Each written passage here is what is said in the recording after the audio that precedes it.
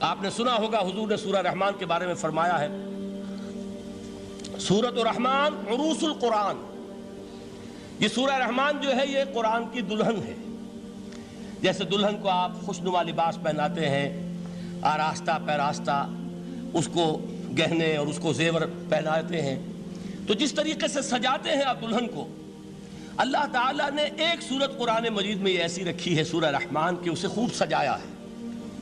اس میں الفاظ کا در و بست، اس کا اپنا ایک ڈیوائن میوزک ہے۔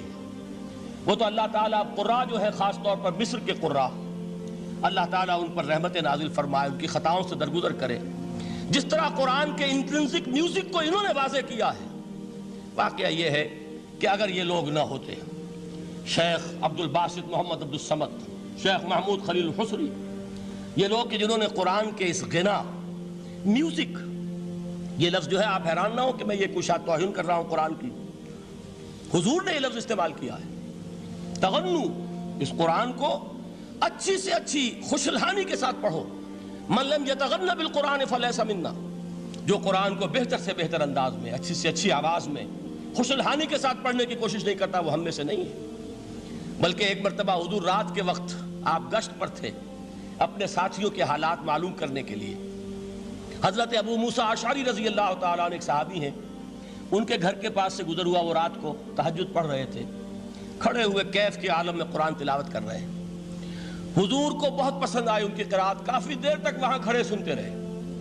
اب انہیں کیا پتا کون سن رہا ہے، بالکل اسی طرح سمجھ لیجئے ایک بات یاد آئی ہے، حضور فرماتے ہیں کہ جس طرح کان لگا کر اللہ قرآن کو سنتا ہے کسی چیز کو نہیں سنتا۔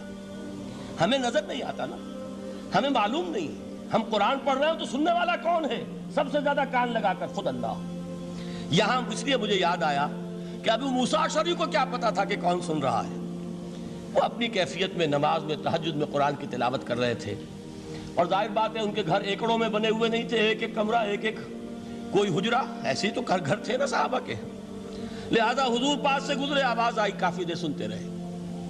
اس کے بعد آپ تشریف لے گئے، صبح فجر میں ملاقات ہوئی تو حضور نے تحسین کے انداز میں فرمایا، یا ابا موسیٰ انک قد اوتیت مزمارا من مزامیر آل داؤد، اے ابو موسیٰ تمہیں تو آل داؤد کے سازوں میں سے ایک ساز اللہ نے عطا فرما دیا ہے۔ جس طرح حضرت داؤد، لہن داؤدی مشہور ہے کہ جب وہ پچھلے پہر رات کو حمد کے ترانے الاپتے تھے، قرآن میں ہے کہ پرندے شامل ہو جاتے تھے ساتھ، اور پہاڑ وجد میں آتے تھے، پہاڑ بھی ان کے ساتھ شریک ہوتے تھے۔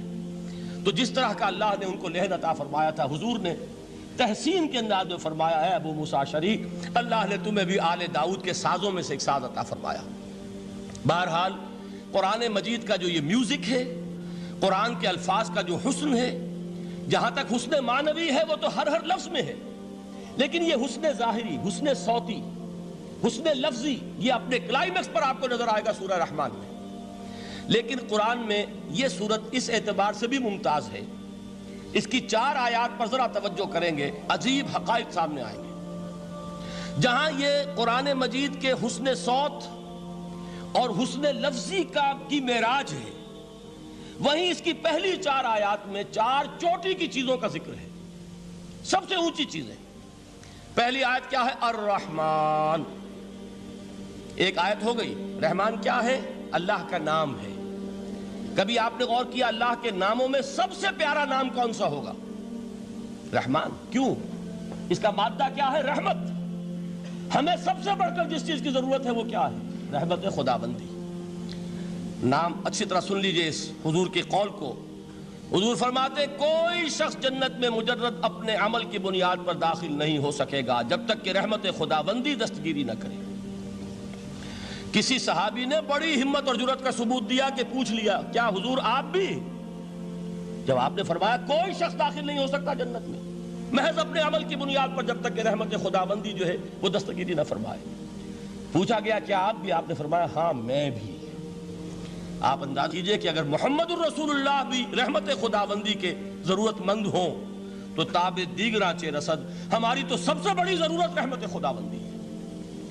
اب یہ رحمت جو ہے قرآن مجید میں اللہ تعالیٰ کی یہ شان 2 الفاظ کے ذریعے سے آتی ہے، رحیم اور رحمان، اور کوئی مادہ نہیں ہے جس سے 2 نام بنتے ہوں اللہ کے۔